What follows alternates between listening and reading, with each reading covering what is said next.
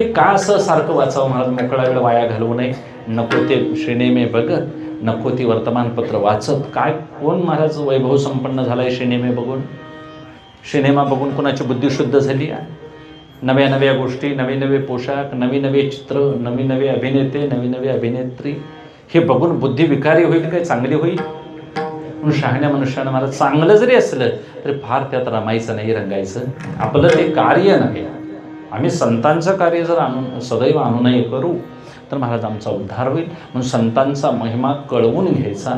फार त्यांची चरित्र वाचावी लागतील, आमच्यावरती उपकार करतील. तुकोबराय सांगतात, हा अगदी तळातला उपदेश आहे. आम्ही आमचं जर आचार व्यवस्था व्यवस्थित करू, आम्हा हे कौतुक जगा द्यावी नीत, करावे फजित चुकती ते नीतीचा व्यवहार, आणि असा जर आचार आम्ही करू तर महाराज आम्हाला वैराग्य का बरं मिळणार नाही? म्हणून घर बसल्या सगळी व्रतवैकल्य करायची, चांगल्या पद्धतीने व्यवहार करून धन मिळवायचं.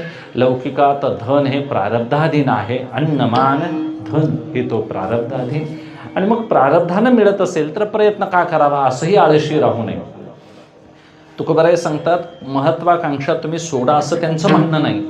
मात्र पुष्कळ कष्ट घेतलंय, पूर्वकर्म चांगलं आहे, शिक्षण आहे, सतत प्रयत्न केलेले आहेत, निष्ठा आहे तुमची, सातत्य आहे, तरी देखील तुम्हाला शहाणपणा आहे तुमच्याजवळ आणि यश येत नाही, याचा अर्थ प्रारब्धात ती गोष्ट तुमच्या नाही.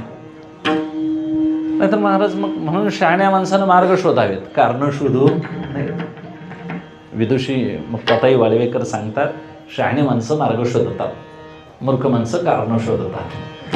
याचा अर्थ आपण ज्याचं त्यानं समजून घ्यायचं. ज्याला काम करायचं नाही तो उठतच नाही. मला एखादं घरात मुलाला काम लावलं तर मग दुकानात नाही हे जा म्हटलं तर मग आता दुकान बंद झालं असं कारण सांगतंय महाराज. त्याला करायचंच नसतंय.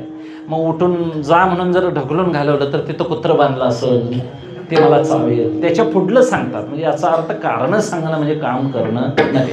आणि ज्याला काम करायचं आहे महाराज, त्या केवढ्याही अडचणीत तो काय करतो, आपलं कार्य शोधतो. म्हणून तुम्ही आम्ही जोडायचं धन, धन जोडणे याचा अर्थ ते व्यय करण्यासाठीच.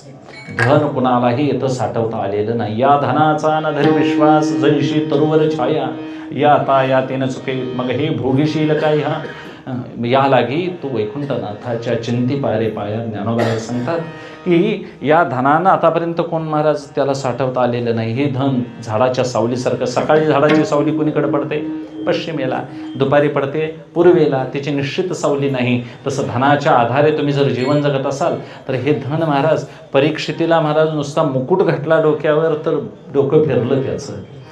रावणाचं किती महाराज वैभव होतं, पण तुका म्हणे ज्याची संपदा एवढी सांगा ते कवडी गेली नाही. म्हणून